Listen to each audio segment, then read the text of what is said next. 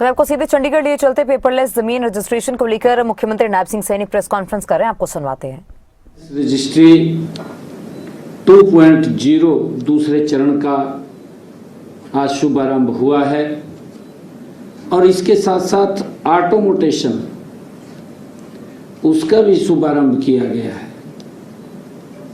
मुझे खुशी है, मैं ये बताना चाहूँगा कि पिछले 29 सितंबर 2025 को हमने कुरुक्षेत्र के बाबाइन से पेपरलेस रजिस्ट्री की शुरुआत की थी, जैसा अभी बताया भी गया है, और इसे 1 नवंबर 2025 को हमने पूरे प्रदेश में लागू किया है। आज कुछ और सुधारों के साथ इसके दूसरे चरण का आज हमने शुरुआत की गई है। इसमें अब रजिस्ट्री के साथ इंतकाल को भी शामिल किया गया है। हमारा लक्ष्य है प्रदेश के लोगों को सरकारी कार्यालयों के चक्कर न काटने पड़े।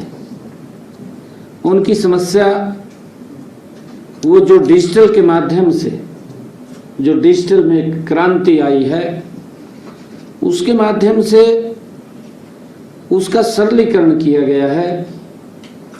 उन्हें नागरिक सेवाओं का लाभ अब डिजिटल माध्यम से ही घर बैठे मिल रहा है। मैं ये भी बताना चाहूँगा कि पहले चरण को लागू करने के बाद हमें पिछले 8 महीनों में विभिन्न स्टेक होल्डर्स, हितधारकों के अनेक सुझाव हमें प्राप्त हुए हैं। हमने उसकी फीडबैक लिया है, अलग अलग स्थानों पर चर्चा भी की है और इन्हीं सुझावों और अनुभवों के आधार पर आज पेपरलेस रजिस्ट्री 2.0 ये लागू किया गया है। अब रजिस्ट्री के लिए आवेदन फार्म पहले से अधिक सरल और यूजर फ्रेंडली बनाया गया है। दोनों पक्षों के लिए आधार eKYC अनिवार्य किया गया है। इससे पहचान की 100% वो पुष्टि होगी।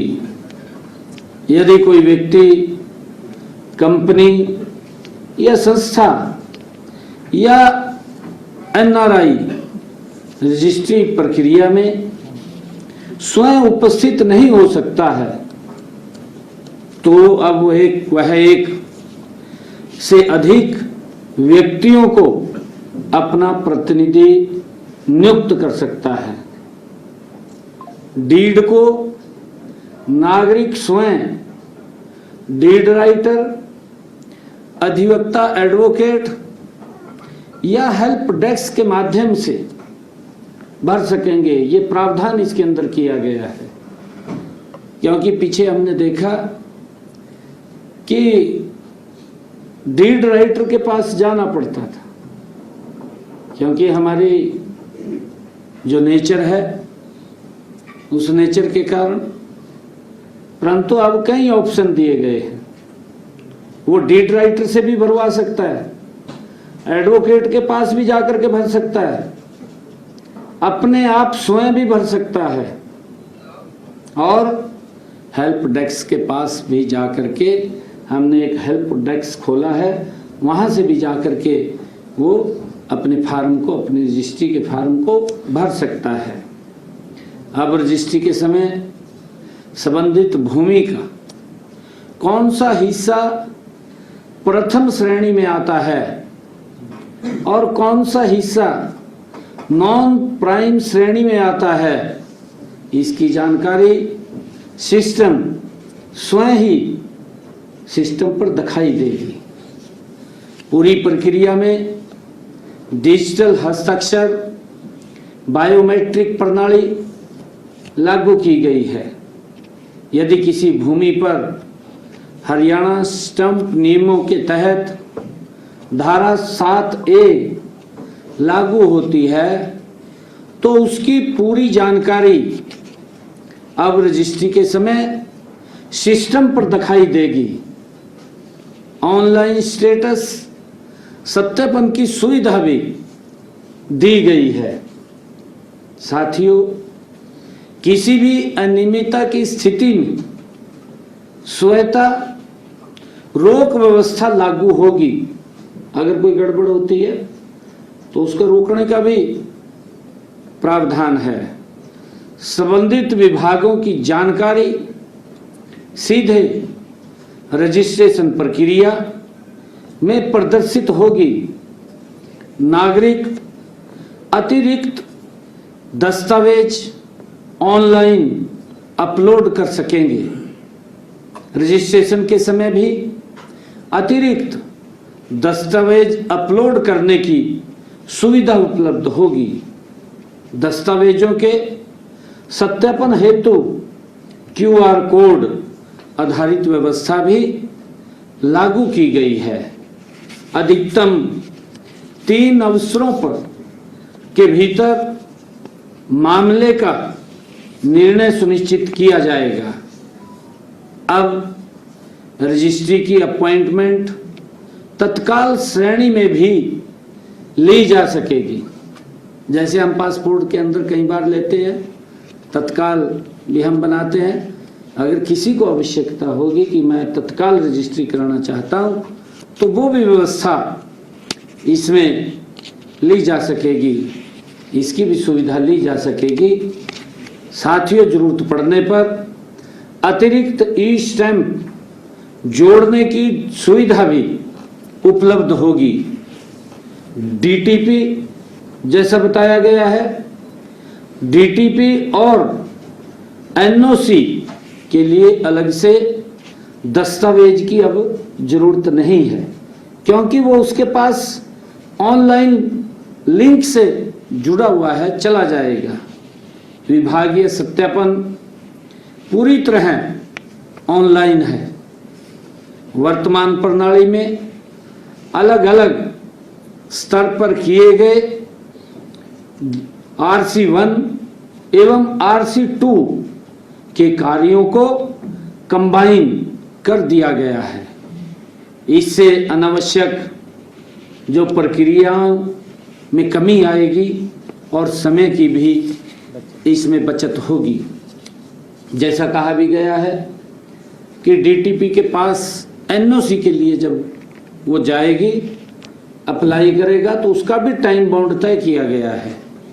उस टाइम के अंदर वो NOC उपलब्ध करानी है। और इसी प्रकार जो ऑटो इंतकाल प्रणाली का शुभारंभ हुआ है, आज हम राजस्व प्रशासन में एक और ऐतिहासिक और क्रांतिकारी सुधार की शुरुआत आज हमने की है। मुझे खुशी है कि आज ऑटो इंतकाल प्रणाली की भी शुरुआत जो की गई है, इससे प्रदेश के लाखों किसानों और भूस्वामियों को एक बड़ी राहत इससे मिलेगी।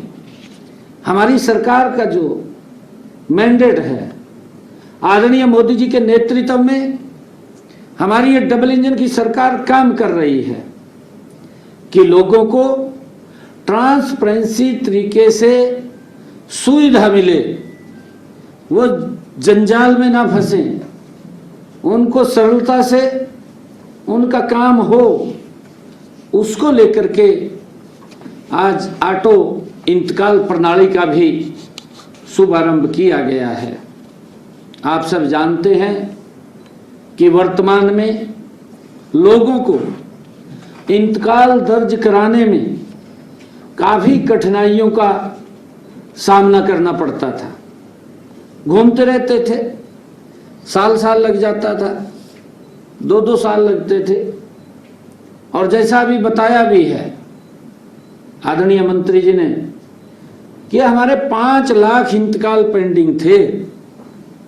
इस व्यवस्था से लगभग 4 लाख के ऊपर इंतकालों पे काबू पा लिया गया।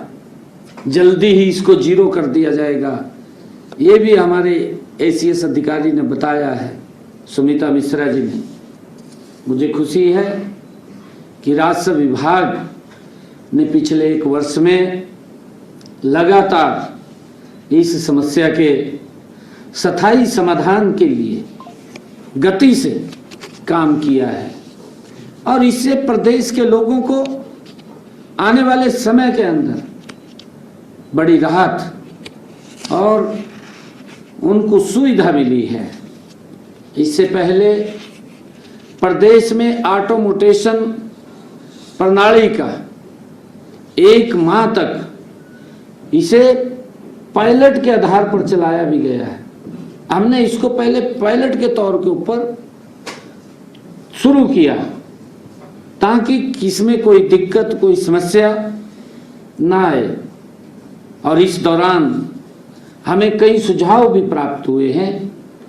हमने फीडबैक भी लिया है। प्रारंभिक चरण में लगभग 50,000 इंतकाल स्वतः दर्ज किए जा चुके हैं। जब हमने इसको इस दौरान सभी से सुझाव और फीडबैक लिया, अब रजिस्ट्री होते ही इंतकाल स्वतः ही दर्ज हो जाएगा और रजिस्ट्री के समय ही इंतकाल नंबर उपलब्ध हो जाएगा। रजिस्ट्री के समय ही उसको नंबर मिल जाएगा, जैसा आपने डॉक्यूमेंट्री में देखा है, उसके अंदर बता रहे थे।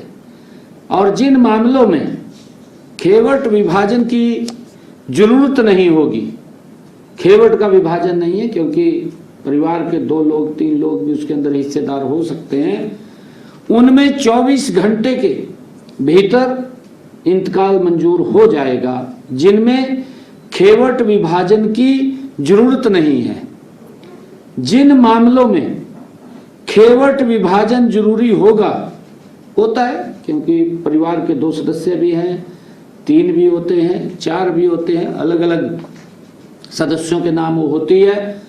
जिन मामलों में खेवट विभाजन जरूरी होगा उसमें अधिकतम 10 दिनों के भीतर इंतकाल का निपटान इस के माध्यम से किया जाएगा। ये एक बहुत बड़ी राहत ये प्रदेश के लोगों को मिली है। एक ट्रांसपेरेंसी की तरफ सरकार का एक मजबूत कदम ये बढ़ा है। यह पूरी प्रक्रिया ऑनलाइन होगी। प्रत्येक चरण की निगरानी डिजिटल माध्यम से ये की जाएगी और साथियों हमारा लक्ष्य है आगामी 15 दिनों के भीतर जो शेष लंबित इंतकाल भी पड़े हैं उनको भी जीरो किया जाएगा, उनको भी सभी को पूर्ण कर लिया जाएगा। अब रजिस्ट्री और इंतकाल की प्रक्रिया एक दूसरे से जुड़ जाएगी। अब लोगों को रजिस्ट्री के बाद इंतकाल का इंतजार नहीं करना पड़ेगा। अलग से इंतकाल के लिए आवेदन करने की भी अब आवश्यकता नहीं रही है। नागरिक अपने इंतकाल की स्थिति ऑनलाइन भी देख सकेंगे क्योंकि वो स्क्रीन के ऊपर भी, अपने मोबाइल के ऊपर भी वो देख सकेंगे तथा इंतकाल की प्रति ऑनलाइन डाउनलोड भी कर सकेंगे। डाउनलोड करके घर बैठे वो प्रिंट भी ले सकेंगे। एक बहुत बड़ा सुधार ये डबल इंजन सरकार में आदरणीय नरेंद्र मोदी जी के तत्वाधान में एक बड़ा सुधार इसके अंदर किया है। इसके लिए मैं जहां अधिकारियों को बहुत बहुत बधाई देता हूं, मंत्री जी को भी मैं बहुत बहुत बधाई देता हूं, वहीं प्रदेश के लोगों को मैं साधुवाद देता हूं कि एक बहुत बड़ी समस्या जिससे लगातार लोग जूझते थे और शिकायत करते थे, आज इस पोर्टल के माध्यम से जो ऑनलाइन रजिस्ट्री 2.0 जिसकी शुरुआत की है और ऑटो